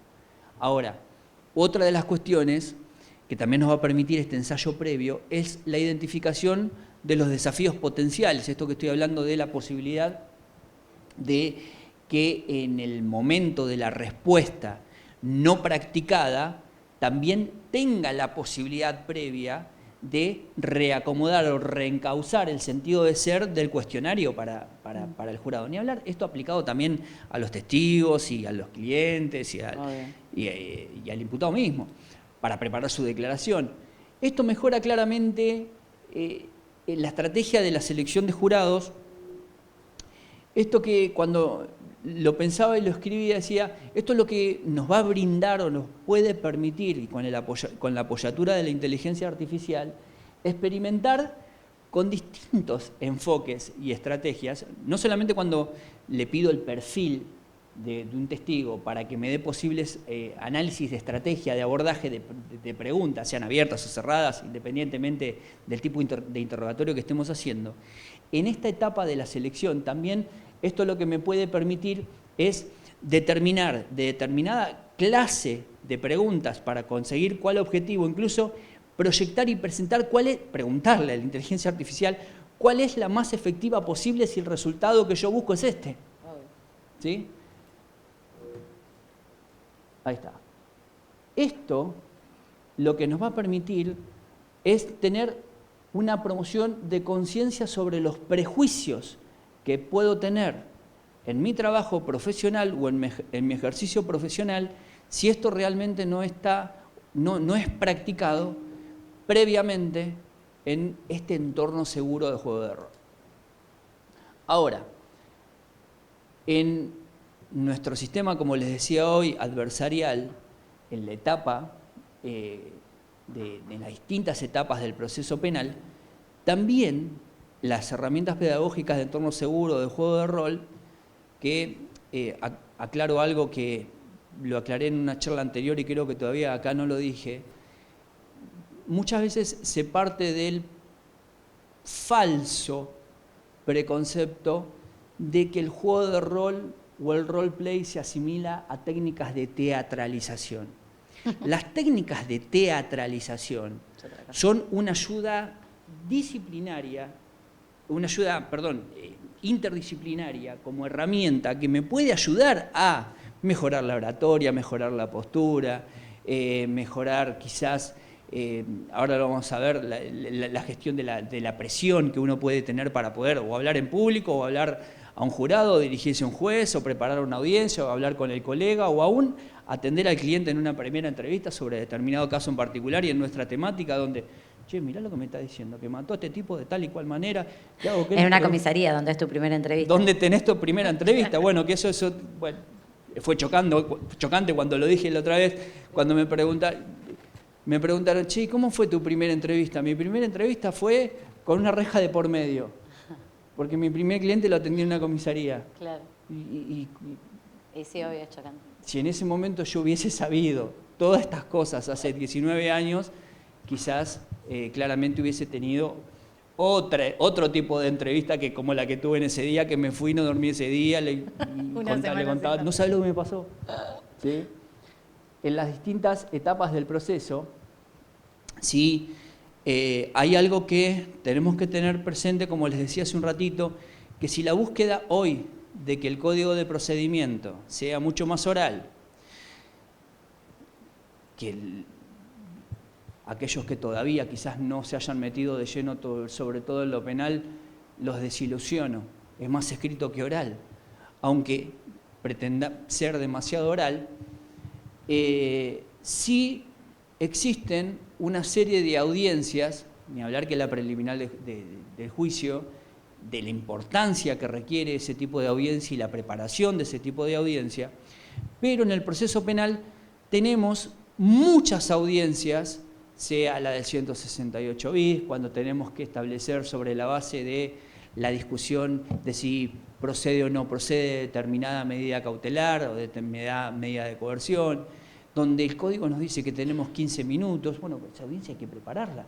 Yo, ¿cómo hago una argumentación jurídica sobre la cuestión fáctica, sobre la cuestión técnicamente procesal que tenga que fundar la procedencia o improcedencia de una medida restrictiva en 15 minutos, donde quizás depende del juez que esté y yo no tenga la posibilidad de previsión de que este juez en particular, por más que la pedí yo, hace hablar primero al fiscal, después me hace hablar a mí? Es decir, esa preparación, esa proyección. Acá veo una colega que hablábamos hace unos días de justamente la preparación de la audiencia del artículo 3 de la ley de ejecución. Hasta eso, esa preparación, esa charla previa de las contingencias posibles, es utilizar una técnica, una herramienta de juego de rol. Bueno, ¿y qué puede pasar? ¿Cuál es la estructura? ¿Cuál es el escenario? ¿El juez qué puede hacer? Bueno, el juez podría hacer esto. Bueno, si hace esto, ¿qué debería hacer yo? Y mi cliente en ese momento debería hablar. Y si esa audiencia es para el cliente y no es para el abogado, yo no tengo que hablar, tiene que hablar el cliente. ¿Y el cliente qué tiene que decir? ¿Sí? Entonces, Sobre esa base es lo que utilizamos la técnica de juego de rol. En la del imputado, el juego de rol, la aplicación del juego de rol en la declaración del imputado, mal llamado indagatoria, tiene mucho que ver también en la preparación del juego de rol con el cliente.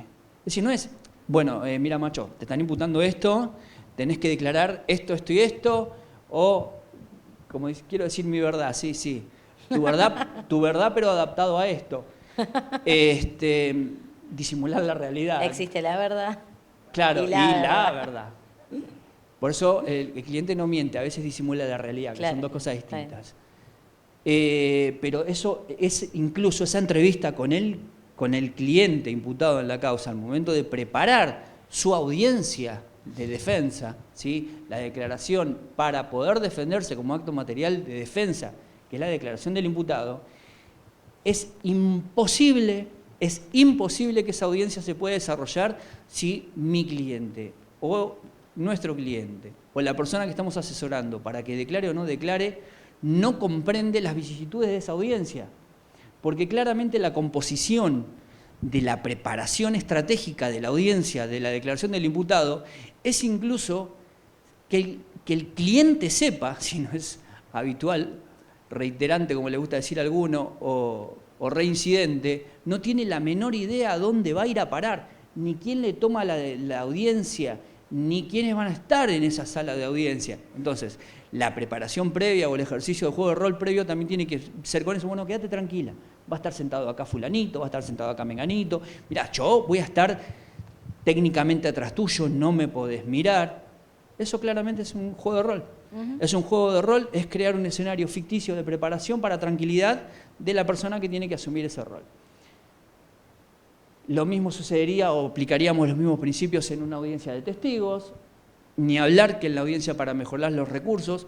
Esta es la preparación de las audiencias para mejorar recursos, tiene mucho que ver también con proyectar, preparar y tener la previsibilidad de cómo, sobre la base de un recurso que ya hice, puedo maximizar, y ni hablar con la ayuda de la inteligencia artificial, que podemos o se pueden hacer prompt a esos fines, la posibilidad de saber en un tiempo corto, sin agregar cosas, porque está prohibido, que no haya dicho como agravio en el recurso, poder fundar en un breve lapso de tiempo de la mejor manera la argumentación de mi postura jurídica del recurso.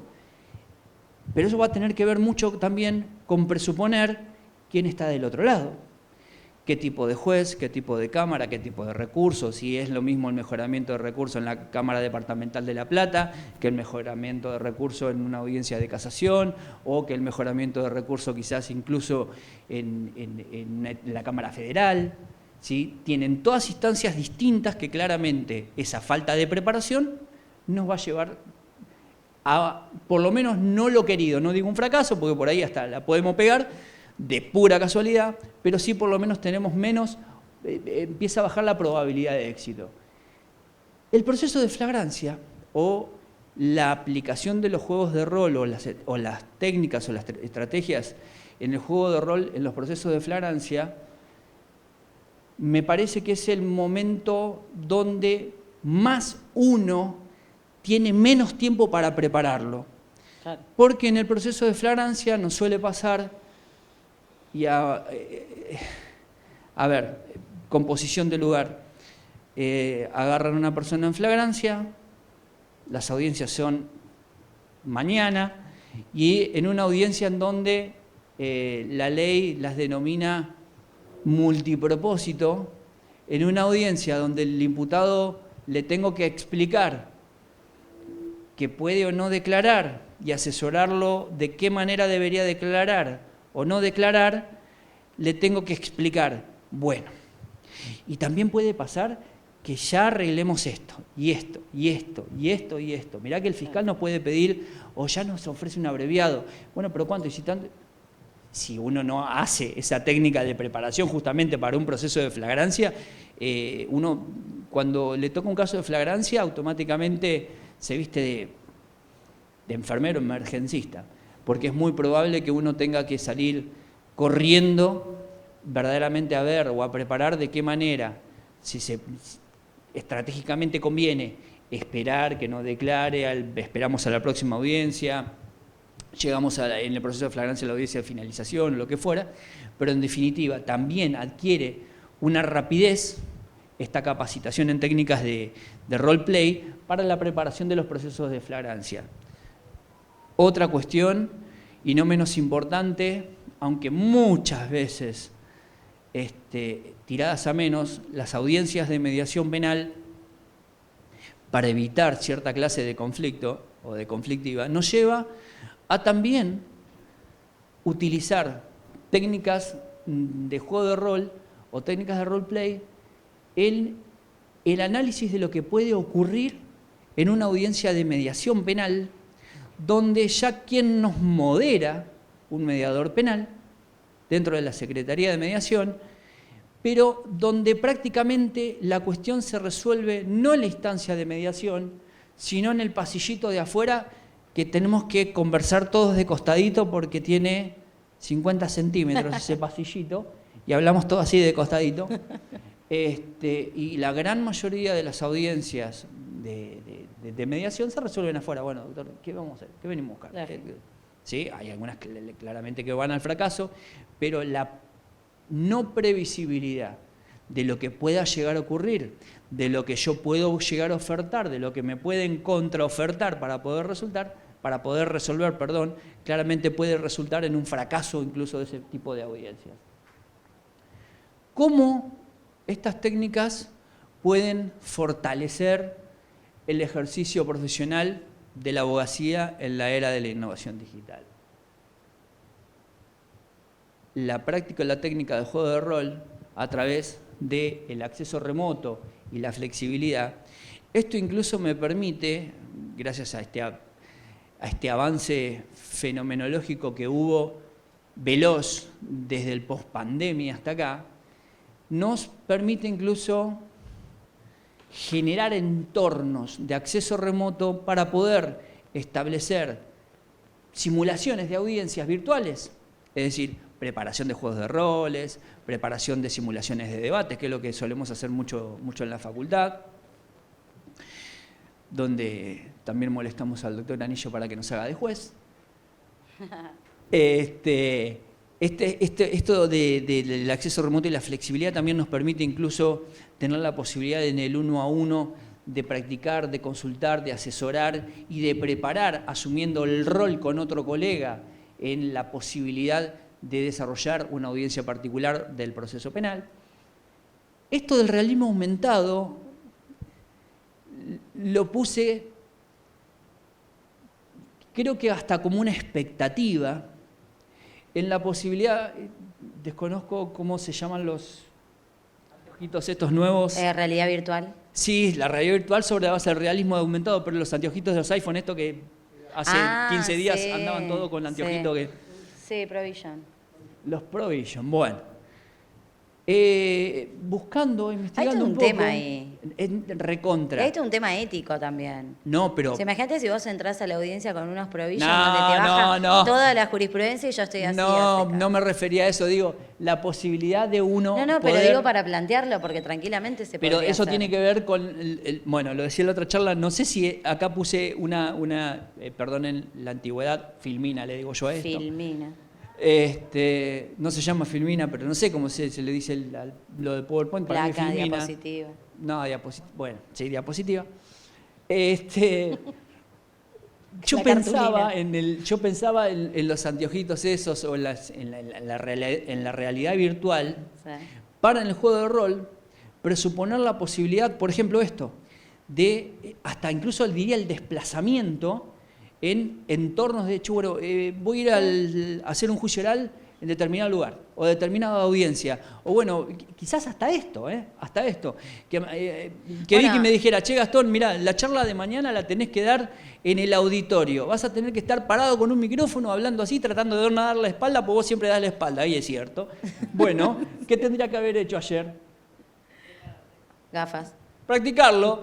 Lo que hacemos a veces en la facultad, bueno, toma, agarra Bueno, en el la papelito sala- del Rolisec, simulá el micrófono Rolisec. y no te debo, bueno.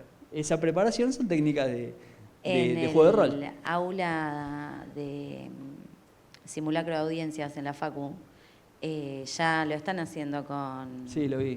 con- No estoy tan de acuerdo, debo decirlo, y además son procesalistas civiles. Bueno, pará. Yo voy a decir una cosa. Como procesalista civil que me autopercibo. ¿O no? Todo lo que vos estás diciendo, llevándolo al plano penal, claramente en el marco del protocolo de gestión de la prueba que ha sido aprobado por acuerdo de la Corte del año 2019, es exactamente igual a lo que sucede hoy en día en los juzgados civiles y Tal cual, comerciales. tal cual. Sabemos que la oralidad no es lo que claramente sucede dentro del proceso civil y comercial, pero lo cierto es que en el marco de Justicia 2020 y todos los juzgados que se han adherido en ese sentido y los distintos protocolos y acordados de la Corte, hoy en día un proceso civil y comercial tiene en su inicio una audiencia preliminar del estilo artículo 360 de la Nación, del Código de Nación, tiene una vista de causa donde se realizan de forma oral todas las pruebas orales, y todas estas situaciones que se dan en el marco de lo penal, hoy en día también están sucediendo en el proceso civil y comercial. Claramente no hemos adquirido o no estamos acostumbrados a adquirir esas habilidades en el grado, pero claramente hoy son cruciales. No, son elementales. Los simulacros también son interesantes para hacer en el Pero proceso civil y comercial. esto, Vicky, que vos decís con esta diapositiva, se explica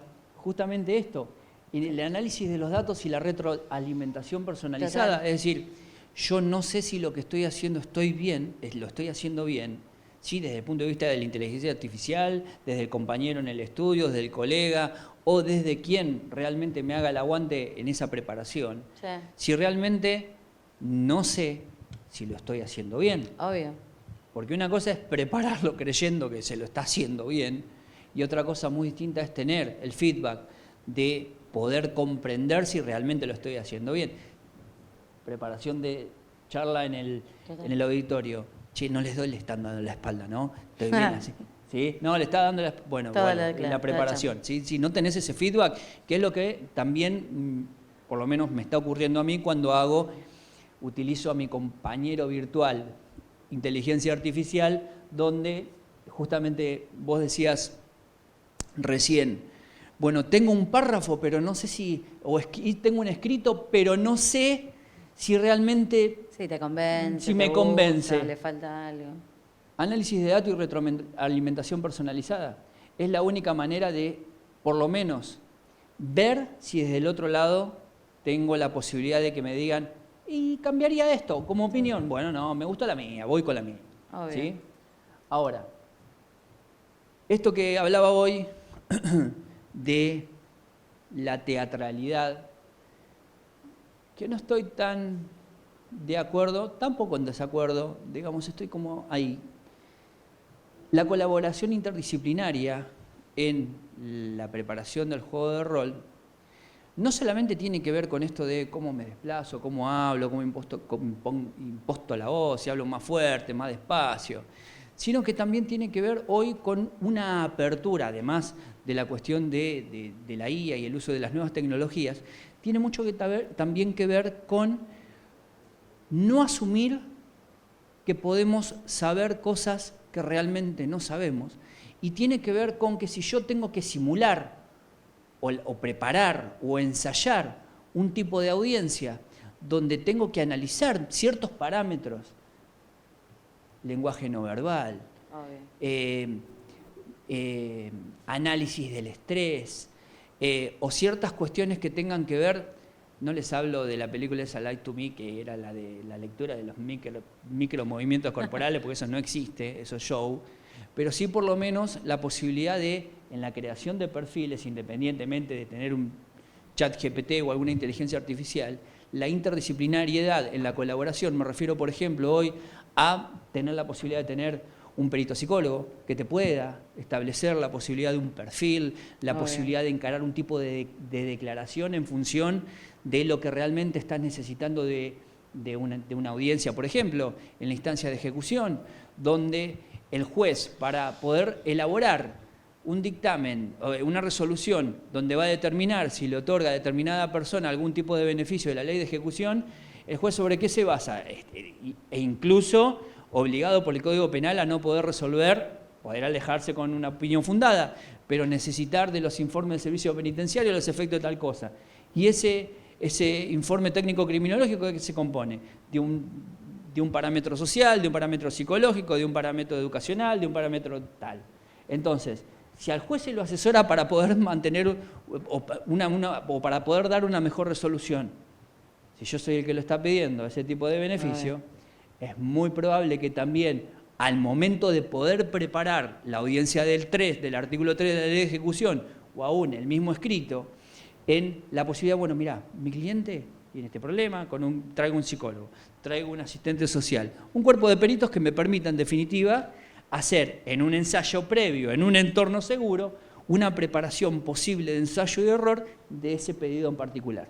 ¿Sí? Para ir cerrando, y el último bloque de esta cuestión, la vinculación con el ejercicio profesional de estas técnicas, que es un poco lo que venimos hablando. Es esto de la práctica constante, de la preparación previa, de las reglas del roleplay como habilidad o herramienta pedagógica, lo primero que me va a permitir es desarrollar habilidades de argumentación y persuasión. Nos va a dar claramente un dominio de todo el procedimiento penal, Desde que conozco una denuncia a los fines de proyectar, establecer o practicar si realmente debo ejercer una defensa de tipo activo o pasiva, conviene de que declare, que no declare, qué tipo de testigos, para dónde apuntar mi teoría del caso. Esto también me va a permitir claramente la práctica previa, lo que decía hoy, la gestión del estrés y de la presión, saber cómo desarrollar, si realmente es más sencillo de lo que yo presupongo que puede ocurrir en el marco de una audiencia.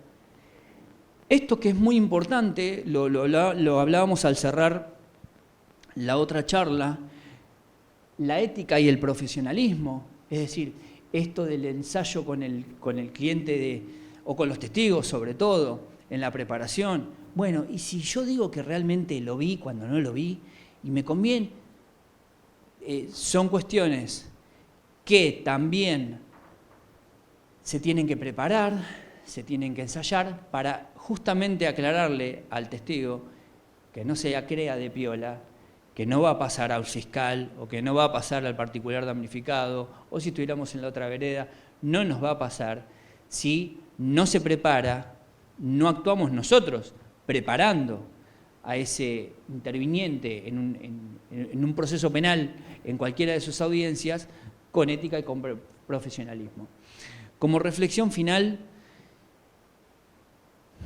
utilizando también un poco lo que se decía recién, me parece a mí que nada de lo que hagamos, nada de lo que podamos proyectar sobre la base un poco de lo que es el objetivo o el concepto de este congreso, que es una maravilla, la implicancia que tiene toda esta cuestión y cada una de las charlas que están en todas las comisiones y subcomisiones, cómo se ha metido en la era de la innovación digital, la inteligencia artificial, la apoyatura que tenemos hoy en el ejercicio profesional de muchas técnicas que hace un año, hace menos, no teníamos en cuenta para poder preparar previamente lo que es no solamente una audiencia oral, lo que decías vos, Vicky, recién,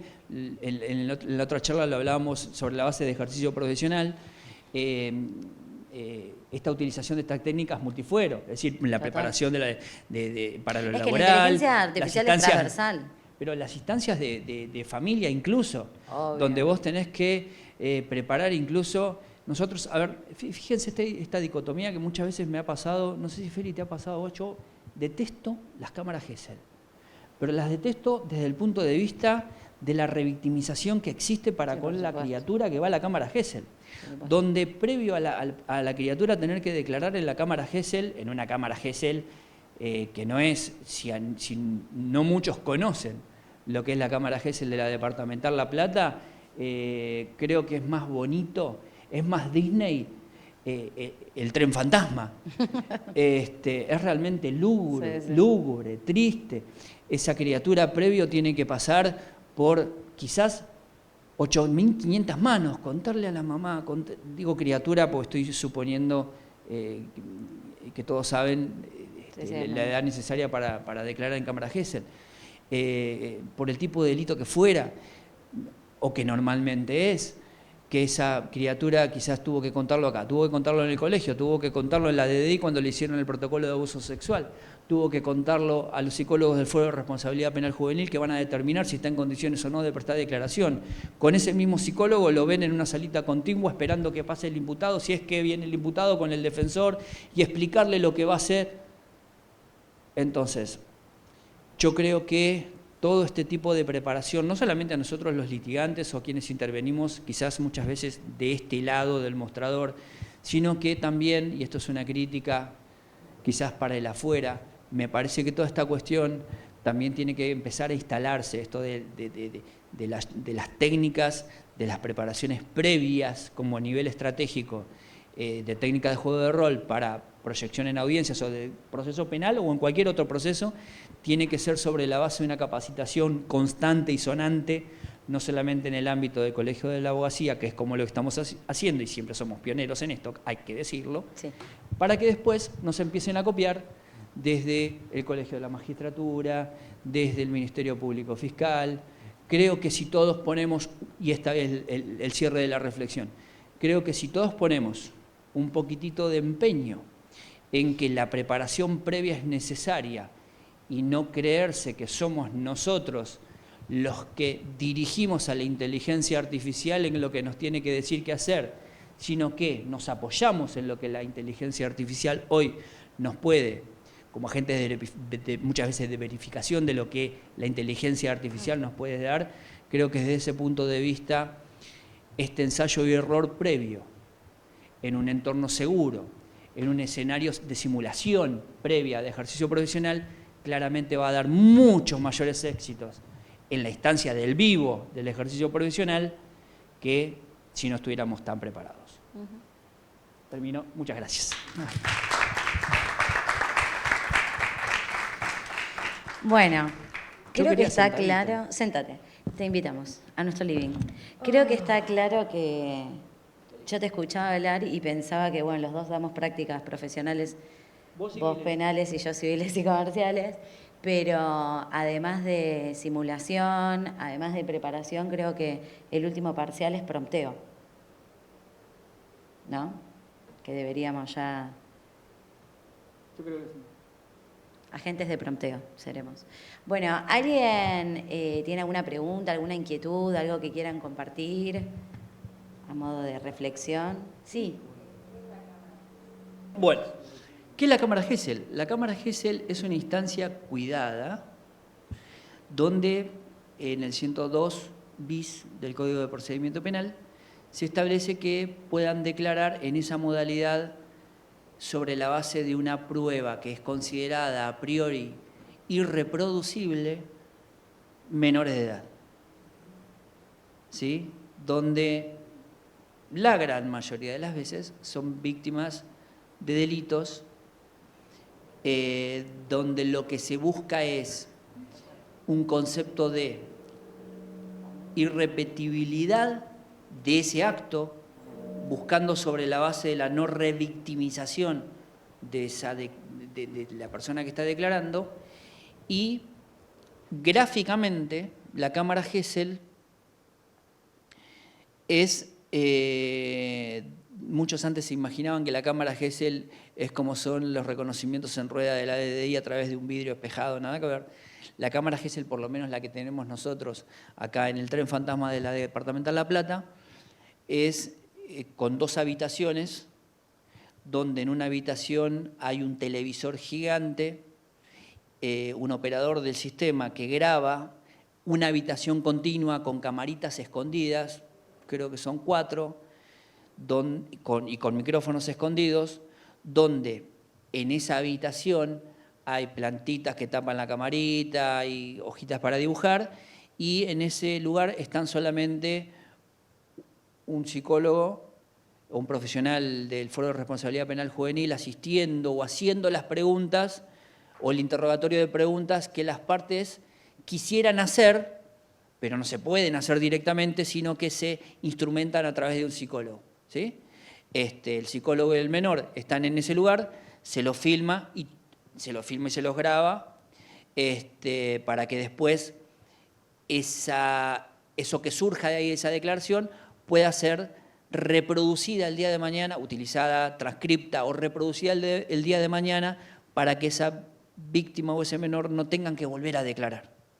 Y la garantía quizás que tenemos en el ejercicio de defensa del debido proceso es que en esa habitación contigua, mirándolo por la tele, estamos todas las partes del proceso.